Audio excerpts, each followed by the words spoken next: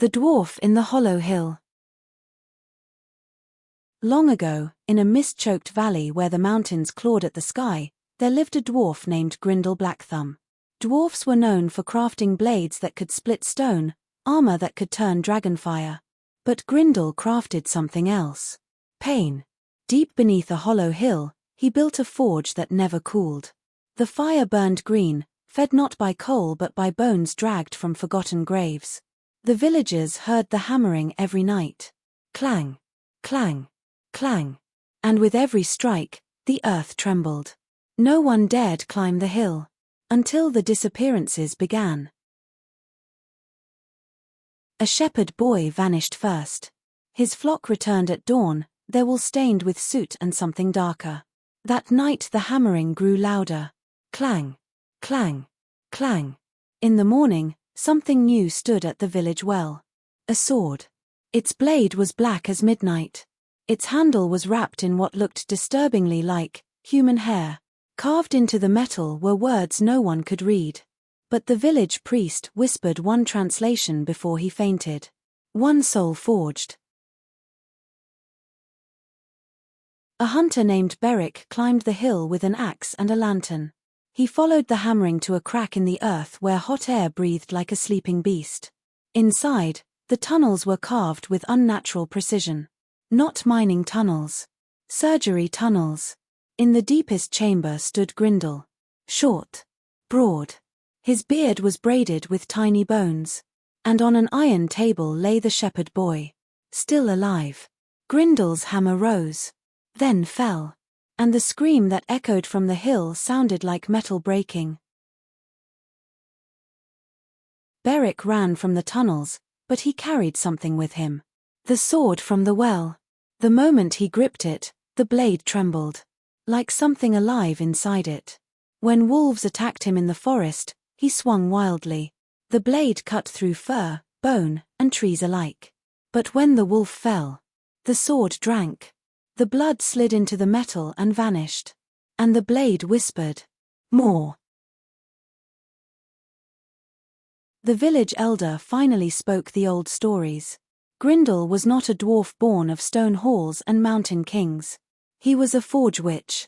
A creature that believed souls could be hammered into weapons. The stronger the soul, the stronger the blade. And he had begun harvesting the valley. Not for gold. For people. The silence was worse. Then the hill cracked open. Grindle emerged carrying a cart full of weapons, axes, knives, spears, and swords. Each one hummed softly. Each one had a faint heartbeat. Behind him followed shadows. Not quite human. Not quite smoke. The souls he had already forged. The village burned before sunrise. Berrik survived. But the sword had changed him. His veins had darkened.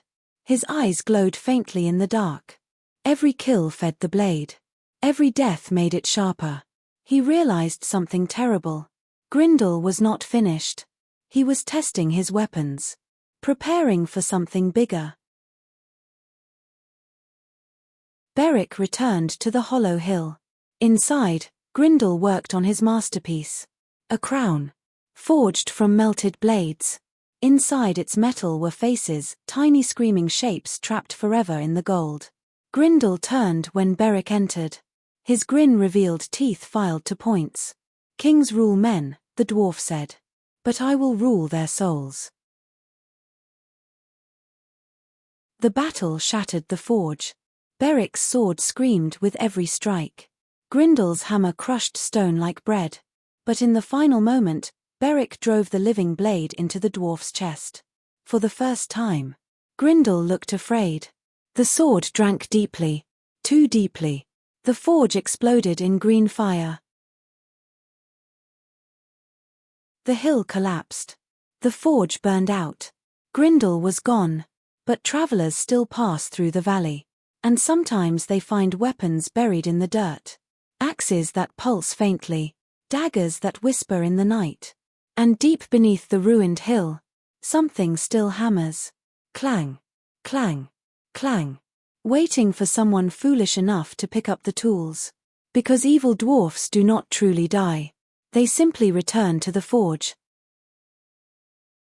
If you enjoyed The Dwarf in the Hollow Hill, don't wander off into the dark just yet.